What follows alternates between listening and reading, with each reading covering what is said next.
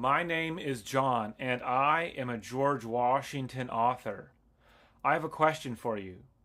Who would George Washington choose for president in the United States Republic election of 2024? Well, in today's culture and vocabulary, I would say that George Washington is right of center because there are many things we can learn from George Washington's speeches and letters and correspondence, and even the people that were around him and their diaries as well. And George Washington, for one, had terrible health. He died at 67. He had many diseases throughout his life.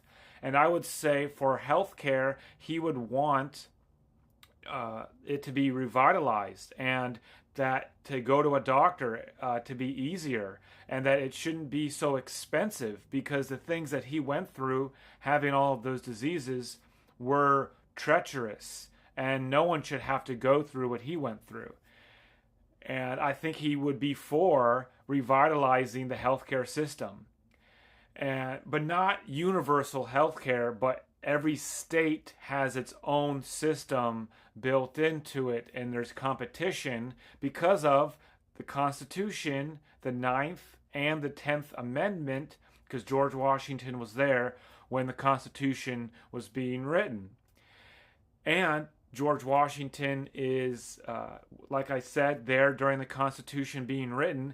He would be pro Second Amendment, pro people protecting from danger, imminent threats, their families, their personal physical body, and their property from imminent danger and imminent threats of life. Also, I think George Washington would be for revitalizing the education system, making school choice the choice, having charter school, public school, homeschool, or some kind of public education, and that there's many different options that are not expensive for kids to go to, but not at the federal level, at the state level, and because there would be competition of some kind because of the Ninth and the 10th Amendment.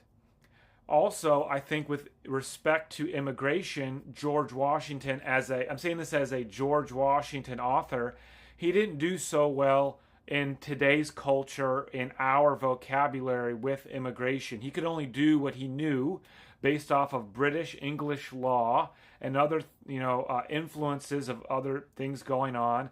And I think George Washington has the right mindset when it comes to knowing who is coming into our country, having some kind of border security, but having open borders. I think George Washington would be totally against that. And with that being said, I think George Washington would not want these endless wars like Afghanistan or Ukraine or anything like that, because where did that get us? Where has that gotten us? Nowhere. Billions, if not trillions of dollars spent on something where we see nothing in return. And we could have used that money to fix our education system, to fix our immigration system, to fix our health care. These people in the United States Republic need help, and we're sending money to overseas. George Washington would not be for that, because he is an isolationist. To not get entangled with foreign nations and foreign affairs when necessary, because he wants people to take care of themselves if they can take care of themselves, and not to have a world governing body, because then that would go against being entangled in foreign affairs senselessly, like George Washington talks about in his September 19th, 1796 farewell address. George Washington, I think, would also be pro-life, because he never had children of his own. He was sterile from all of the diseases, plethora of diseases he had in his life, so he could never do that. And I also think he would be pro-family and to help people understand that there are only two genders. We should not be teaching sexuality to kids at a young age when they can't even decide what they want to do for breakfast. And so, with that being said, I think George Washington would vote for Donald Trump for president in 2024.